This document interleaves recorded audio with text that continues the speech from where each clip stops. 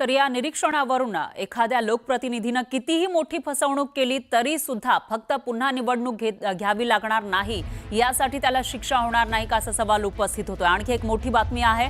ठाणे पालिकेच्या आर्थिक कारभारावर गंभीर आरोप करण्यात आले आहे। ठाणे महानगरपालिकेच्या या वर्षीच्या अर्थसंकल्पामध्ये तब्बल 600 कोटींची वाढ करून 5400 कोटींपेक्षा जास्तीचा अर्थसंकल्प मांडण्यात आलाय। पण एकीकडे बजेटच्या आकड्यांमध्ये वाढ होत असतानाच पालिकेच्या आर्थिक कारभारावर गंभीर आरोप होत आहेत।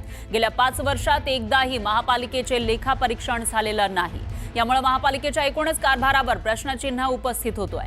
ठाणे महानगरपालिकेच्या तब्बल 3,37,53 लाख रुपयांचा हिशोबच मिळेनासा झालाय। यावरून विरोधकांनी सरकारवर हल्लाबोल केला, त्याला सत्ताधाऱ्यांनीही उत्तर दिलंय।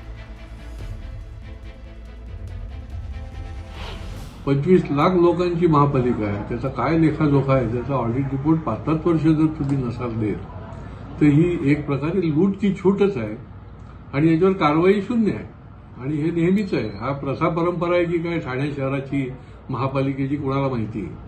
अनेक करोडो रुपयाचं या ठिकाणी डेव्हलपमेंटसाठी पैसे आले, निरनिराळ्या चौक सुशोभीकरण, रस्ते, अनेक गोष्टींकरता, पण त्याचा लेखाजोखा पाहिजे ना। अहो ठाण्यात काहीच हिशोब मिळणार नाही तुम्हाला। ते काय तुम्हीच दाखवलं ना, 30 ते काय ते बाईक अँब्युलन्स इथे सडक पडले आहेत। हा पापाचा माल का पापा। ऑडिट हे कंपल्शन मला वाटतं प्रत्येक बजेटचं झालं पाहिजे आणि तो जर ऑडिट जर 5 वर्षापासून झालेलं नसेल तर दुर्दैव आहे।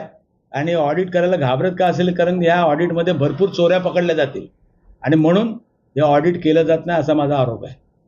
आणि आम्ही ते पण सांगितलेलं आहे की शासनाने जो काही निधी या ठिकाणी गेल्या 2.5-3 वर्षामध्ये इथे पाठवला असेल त्याचं संबंध ऑडिट करावं, ही कामं झाली आहेत की नाही बघावं आणि खरोखर कामं केली आहेत का अशीच बिलं काढलेली आहेत। असं काही नसतं, ह्या बातम्या पसरलेल्या असतात। महानगरपालिकेचा हिशोब मिळत नाही, ग्रामपंचायतीचा पण हिशोब मिळतो, महापालिकेचा पण हिशोब मिळेल। केवळ विरोधक चुकीच्या पद्धतीने टीका करण्यासाठी या सर्व गोष्टी करतायत।